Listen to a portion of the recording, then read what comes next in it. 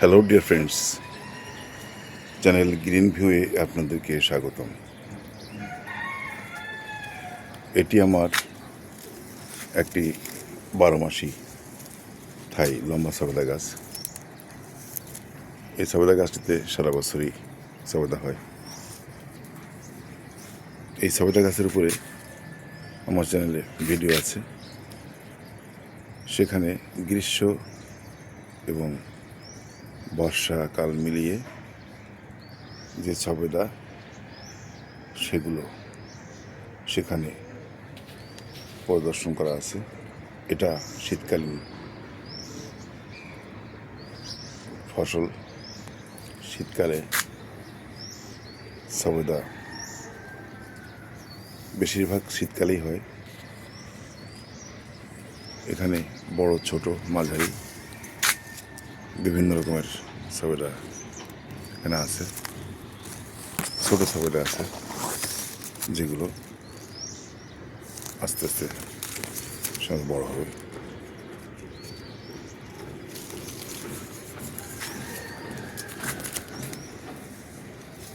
গাছের সর্বত্রই সবেদা দেখা যায়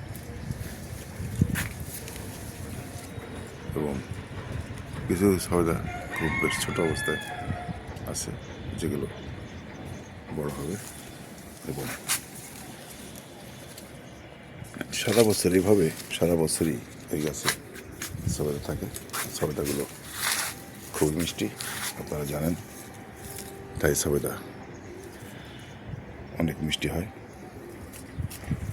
দেশি সবেদায় যেমন কষ থাকে, সবেদা খাওয়ার সময় বোধ হয় যে কষ আছে, কিন্তু এই সবেদায় কোনো কষ নেই,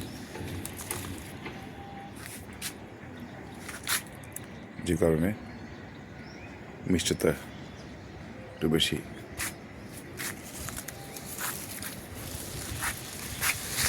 দেখুন গাছের সর্বত্রই সবেদা, ছোট বড় বিভিন্ন রকম সবেদা আছে।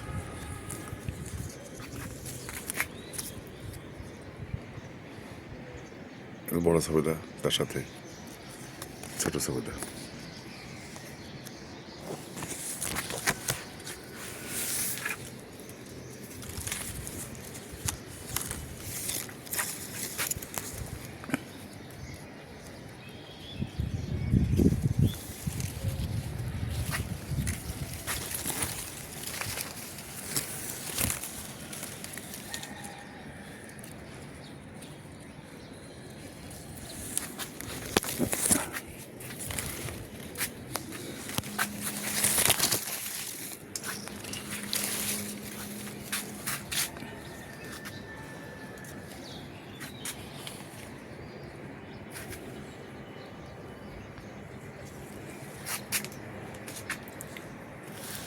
এই গাছে আমি শীতের শুরুতে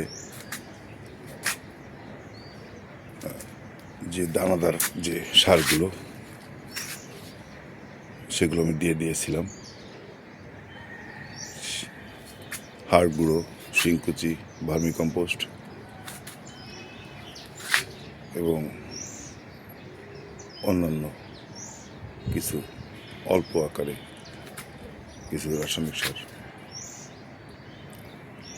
এখন পুরো শীত সিজনে এখানে গাছের গোড়ায় আর কোনো খোঁচাখুচি বেশি একটা করা যাবে না, তাহলে গাছের ক্ষতি হবে। গাছ এখন শীত নিদ্রায় আছে, এই জন্য সার দিলে ওই সারগুলো গাছ গ্রহণ করবে না। তখন সারের প্রতিক্রিয়ায় গাছ অনেক সময় মারা যায়, ক্ষতিগ্রস্ত হয় বিভিন্নভাবে। তাই আপনারা এখন তরল সার দেবেন। খোল পচা পানি, 7 দিন খোল পচিয়ে সেই পানি নদীর পানির মতো ঘোলা রং, এমন অনুপাতে আপনারা দেবেন। 7 দিন পর পর কলা খোসা ভাজা পানি, খোল পচা পানি মিশিয়েও দিতে পারেন অথবা আলাদা আলাদা করে দিতে পারেন। 5 দিন পর পর 7 দিন পর পর দিয়ে যাবেন। তাহলে গাছের শক্তি অক্ষুণ্ণ থাকবে এবং গাছের ফল ঝরবে না, গাছে ব্যাপক পরিমাণে ফল পাবেন। সামনে শীতের শেষেও এই যে ফলগুলো দেখছেন, এইগুলো শীতের শেষে এগুলো বড় হবে।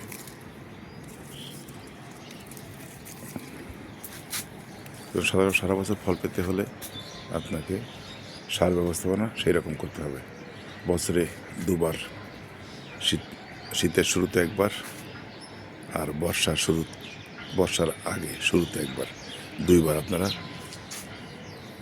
যেটা দানাদার সার সেটা দেবেন বছরে 2 বার। এবং বছরের অন্যান্য সময় বর্ষাকাল বাদে সবসময় তরল সার দিয়ে থাকবেন। তাহলে আপনার গাছের ফল সবসময় থাকবে।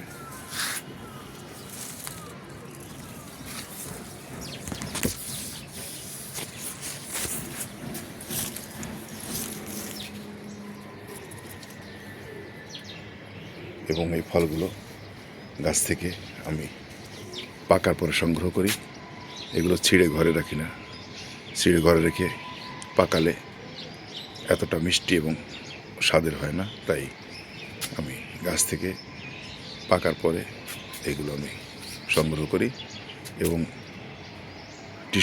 টিস্যু প্যাক দিয়ে আমি যেগুলো পাকার মতো হয়, ম্যাচিওর হয়ে যায়, টিস্যু প্যাক দিয়ে আমি সেগুলোকে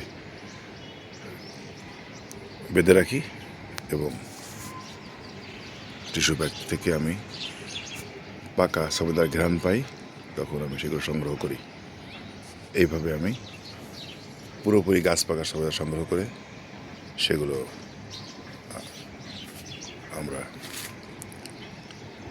সংগ্রহ করি। আজকের মতো এখানেই বিদায় নিচ্ছি। আল্লাহ হাফেজ।